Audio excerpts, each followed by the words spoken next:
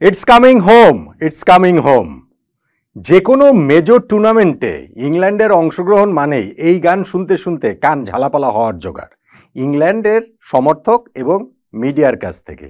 এইবারের ইউরোতেই বোধহয় সেটা সবচেয়ে কম মাত্রায় ছিল সাম্প্রতিক সময়ে, কেননা টুর্নামেন্টে তাদের অবস্থা খুব একটা ভালো ছিল না। কিন্তু লড়াকু ইংল্যান্ড ঠিকই উঠে গেল ফাইনালে, ফলে ওই গান কিন্তু এখন প্রবল বেগবান হয়ে উঠেছে।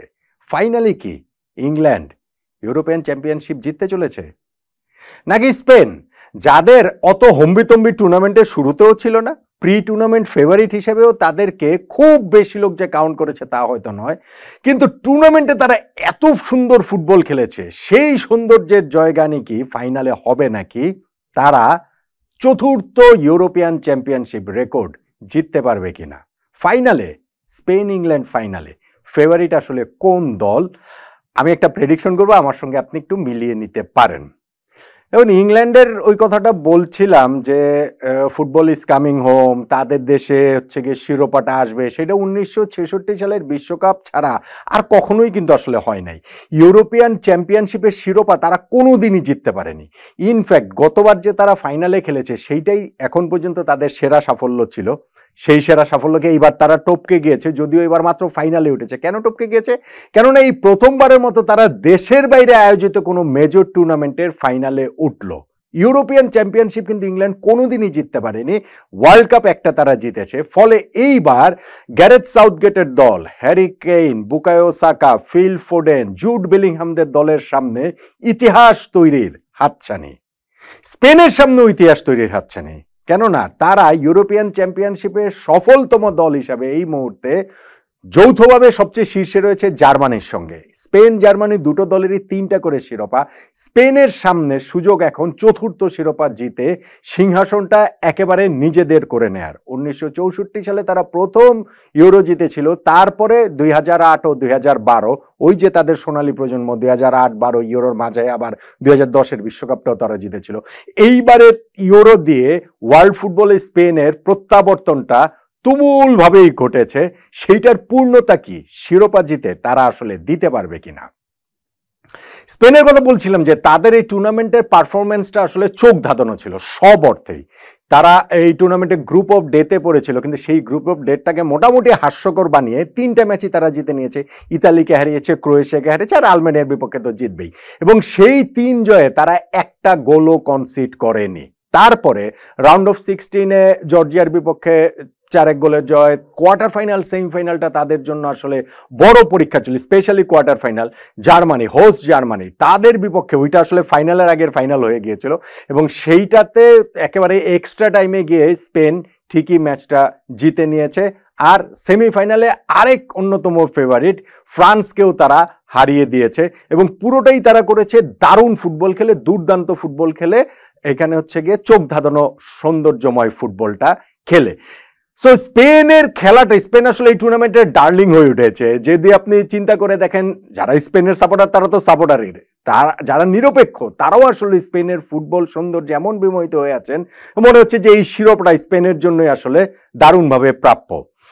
ইংল্যান্ড অন্যদিকে তাদের টুর্নামেন্টের পথ চলাটা আক্ষরিক অর্থেই খুঁড়িয়ে খুঁড়িয়ে, অলমোস্ট কোনো সময়ই মনে হয়নি যে এই দলটা শিরোপার জন্য চ্যালেঞ্জ করতে পারবে, যদি আপনি সেমিফাইনালের শুধু ফার্স্ট হাফটা বাদ দেন। নেদারল্যান্ডসের বিপক্ষে ওই ফার্স্ট হাফটাই তারা ভালো খেলেছে, এবং অন্যান্য সময়টা আপনি চিন্তা করে দেখেন, হ্যাঁ তারা গ্রুপ চ্যাম্পিয়ন হয়েছে, কিন্তু সেই গ্রুপে মনে করেন প্রথম ম্যাচটা তারা জিতেছিল, পরের 2টা ম্যাচ তারা খুঁড়িয়ে খুঁড়িয়ে ড্র করেছে।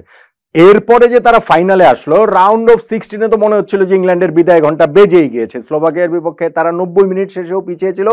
ইনজুরি টাইমের 5th মিনিটে, 95 নম্বর মিনিটে জুড বেলিংহামের সেই অ্যাক্রোব্যাটিক যে গোলটা তিনি করেছেন, অসাধারণ গোল, তাতে ইংল্যান্ডের আশাটা টিকে থাকে। এরপরে এক্সট্রা টাইমে হ্যারি কেইনের গোলে তারা চলে আসলো কোয়ার্টার ফাইনালে, এবং সেই কোয়ার্টার ফাইনালেও মনে হচ্ছিল যে ইংল্যান্ড কি পারবে কিনা সুইজারল্যান্ডের বিপক্ষে, কিন্তু সেই সুইজারল্যান্ডকে তারা হচ্ছে পিছিয়েও পড়েছিল 75 নম্বর মিনিটে, 80 নম্বর মিনিটে সমতায় ফেরায়, এরপরে গিয়ে পেনাল্টি শুট আউটে তারা জিতে যায়।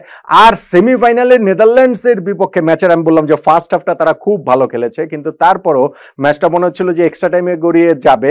সেইখানে একদম 90 নম্বর মিনিটে বা 91 নম্বর মিনিটে, জাস্ট খেলা শেষ হওয়ার একটু আগে, মানে ইনজুরি টাইমে জাস্ট প্রবেশ করেছে, ওই সময়টাতেই হচ্ছে গিয়ে অলি ওয়াটকিন্সের একটা গোল, সেই গোলটাতে কিন্তু তারা ফাইনালে উঠে গেল। সো ইংল্যান্ডের এই দলটার যে লড়াকু মানসিকতা, হাল না ছাড়ার যে মানসিকতা, নেভার সে ডাই যে অ্যাটিটিউড, সেইটাকেও আপনি টুর্নামেন্ট ফাইনালে উপেক্ষা করতে পারবেন না।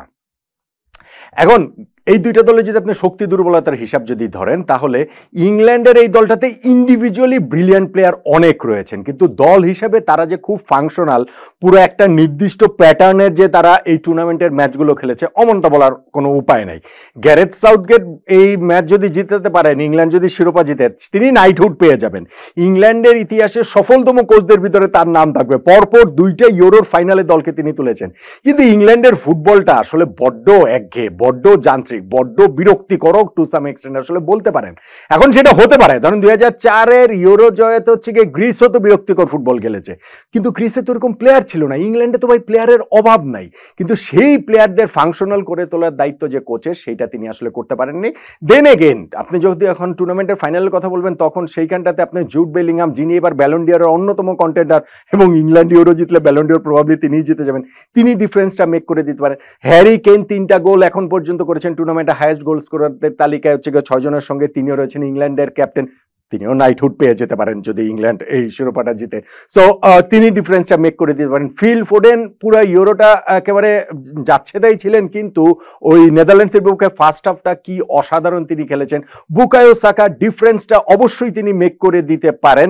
সো ইংল্যান্ডের এই ইন্ডিভিজুয়ালি যে ব্রিলিয়ান্ট প্লেয়াররা রয়েছে, সেইটাই আসলে ইংল্যান্ডের একটা বড় শক্তির জায়গা, প্লাস তাদের ওই হার না মানা মানসিকতা। আর স্পেনের কথা কি বলবেন? স্পেন হচ্ছে কি, আপনি ডিফেন্সে বলেন, অ্যাটাকে বলেন, সব জায়গাতেই তারা খুবই খুবই কার্যকর, খুবই ফাংশনাল একটা টিম হিসেবে এইবারের ইউরোতে তাদের দেখা গেছে। সবচেয়ে বেশি 13টা গোল তারা করেছে, সবচেয়ে বেশি চান্স ক্রিয়েটও তারা করেছে। কয়টা? 93টা না 96টা চান্স ক্রিয়েট তারা করেছে। ডিফেন্সিভলিও যে তারা আসলে খারাপ দুর্বল তা নয়, যদিও হচ্ছে গিয়ে গ্রুপ পর্বে 3টা ম্যাচে তারা গোল খায়নি, এরপরে round of 16, quarter final, semifinal প্রত্যেকটাতে একটা করে গোল খেলেও এই দলটার হচ্ছে গিয়ে এই ডিফেন্সটা আসলে খুবই সলিড। কিন্তু অ্যাটাকে যে এই দলটা আসলে অসাধারণ হয়ে ওঠে। প্রবাবলি অ্যাটাকে তাদের সবচেয়ে দুর্বল পয়েন্ট হচ্ছে কি তাদের অ্যাটাকের focal point captain Alvaro Morata. এর বাইরে যদি চিন্তা করে দেখেন, দুই উইঙ্গার লামিন ইয়ামেল এবং নিকো উইলিয়ামস, দুই সাইড থেকে তো একেবারে ত্রাসের রাজত্ব তারা কায়েম করছেন। এবং লামিন ইয়ামেল তো এবারের ইউরোতে অন্যতম ব্রেক থ্রু স্টার, তিনি ইউরোর সেরা খেলোয়াড় হওয়ার দাবিদার। সেমিফাইনালে যেই গোলটা করেছেন তিনি স্পেনের বিপক্ষে, একই কথা নিকো উইলিয়ামসের ক্ষেত্রে বলা যায়, অন্য সাইড থেকে তিনিও দুর্দান্ত। স্পেনের এই দলটার ইঞ্জিন রুম হচ্ছে গিয়ে তাদের মিডফিল্ডের হচ্ছে গিয়ে রদ্রি, সেই রদ্রি আপনি খুব একটা নোটিস হয়তো করবেন না, কিন্তু এই দলটা যে ফাংশনাল তাতে হচ্ছে গিয়ে তার রোলটা খুবই গুরুত্বপূর্ণ। আর ফাবিয়ান রুইজ ও ডানি অলমো, এই দুইজন যে অ্যাটাকিং মিডফিল্ডার, তারা বক্সে যেইভাবে হচ্ছে গিয়ে অ্যাটাকের সময় মানে রাশ করে, সেটাও আসলে খুব দুর্দান্ত। স্পেনকে ঠেকানো আসলে ইংল্যান্ডের জন্য খুব কঠিন হয়ে যায়। তাদের ডিফেন্সও কিন্তু আসলে মানে হেলাফেলার মতো না। সেমিফাইনালে দুই ডিফেন্ডার লে নরমান, তাদের সেন্টার ব্যাক এবং রাইট ব্যাক ডানি কারভাল, দুইজন সাসপেনশনের কারণে খেলতে পারেনি। এই ম্যাচে কিন্তু ওই দুইজনও আসলে ফিরছেন। তো স্পেনের এই দলটাতে আমি আসলে খুব যে দুর্বলতা দেখছি, ইংল্যান্ডের দলে অনেক ফাঁক ফোকর পাবেন। স্পেনের এই দলটাতে আমার কাছে মনে হয় না যে খুব দুর্বলতার জায়গা রয়েছে। একটা জায়গায় আমার কাছে মনে হয় যেই জায়গাটাতে ইংল্যান্ড স্পেনকে হার্ট করতে পারে, দুইটা জায়গায় ইনফ্যাক্ট। একটা হচ্ছে গিয়ে আপনার কোকোরোয়া, তাদের যে লেফট ব্যাককে বুকায়ো সাকা কিভাবে হচ্ছে গিয়ে অ্যাটাক করেন, 1-on-1 সিচুয়েশনে যদি পেয়ে যান, সেইখান থেকে চান্স ক্রিয়েটের একটা ব্যাপার রয়েছে। আর স্পেনের গোলকিপার উনাই সিমন, তার আবার হচ্ছে গিয়ে এই বড় মঞ্চে ভুলভাল করে ফেলার একটা রোগ রয়েছে। ওই রকম কোনো কিছু ফাইনালে হলে সেইটাও আসলে ডিসাইডার হয়ে যেতে পারে। স্পেনের এই দলটাকে আসলে সব মিলিয়ে ইংল্যান্ডের পক্ষে সামলানোটা আসলে খুব কঠিন বলে মনে হয়। টুর্নামেন্ট এখন পর্যন্ত যেইভাবে এগিয়েছে এবং হচ্ছে গিয়ে দুইটা দল যেভাবে খেলেছে, তাহলে প্রেডিকশনটা কি? দেখুন, টুর্নামেন্ট ফাইনালে যে কোনো কিছুই হতে পারে। এইটা ওয়ান অফ ম্যাচ, এইটা হচ্ছে গিয়ে 90 মিনিটের লড়াই, 120 মিনিটের লড়াই, টাই ব্রেকারের লড়াই। এবং আপনি চিন্তা করে দেখেন যে ইংল্যান্ডের মতো দল কোনোদিন ইউরো জেতেনি, এইটা কিন্তু একটা বিস্ময়কর ব্যাপার। আপনি যেভাবেই দেখেন না কেন, ধরেন ইউরো জিতেছে গ্রিস, ইউরো জিতেছে ডেনমার্ক, ইউরো জিতেছে চেকোস্লোভাকিয়া, কিন্তু ইংল্যান্ড কোনোদিন ইউরো জিততে পারেনি। ফলে তারা গতবার নিজেদের মাটিতে খেলা হয়েছে ফাইনাল ওয়েম্বলিতে, সেখানে তারা ইতালির কাছে টাই ব্রেকারে হেরে গিয়েছিল। ফলে তাদের জন্য এইটা সত্যি ইটস কামিং হোম, মানে ফুটবলকে আসলে বাড়ি নিয়ে যাওয়ার এক ধরনের একটা বিশাল বড় উপলক্ষ। আর তারা যেই লড়াকু মানসিকতা দেখিয়েছে টুর্নামেন্টের এই পর্যন্ত এসেছে, তাতেই ইংল্যান্ডকে আসলে রুলড আউট করে দেওয়ার কোনো সুযোগ আছে বলে আমার কাছে মনে হয় না। কিন্তু স্পেন আসলে টু গুড, স্পেন আসলে বেশি ভালো। তাদের যদি একটা ভয়ঙ্কর বাজে অফ ডে না যায়, অথবা যদি তাদের ওরকম ইন্ডিভিজুয়ালি যদি কোনো খুব কস্টলি এরর না হয়, সেটা গোলকিপার হতে পারে, অন্য যে কেউ হতে পারে, তাহলে এই স্পেনকে হারানো ইংল্যান্ডের জন্য কঠিন হবে বলেই আমার কাছে মনে হয়। ইংল্যান্ডের ইটস কামিং হোম যতই এখন বেগবান হোক, যতই এখন গলার স্বর উঁচু হোক না কেন, আমার প্রেডিকশন হচ্ছে গিয়ে ইউরোর ফাইনালটাতে তুমুল প্রতিদ্বন্দ্বিতাপূর্ণ ম্যাচ হবে, কিন্তু শেষ পর্যন্ত গিয়ে স্পেনই জিতবে। স্পেনের হাতে আমি শিরোপা দেখতে পাচ্ছি। চতুর্থবারের মতো স্পেন ইউরো চ্যাম্পিয়ন হচ্ছে। ইংল্যান্ডের ওই শূন্যতাটা থেকেই যাবে বলে আমার প্রেডিকশন। আপনার প্রেডিকশনটা জানাবেন নাকি?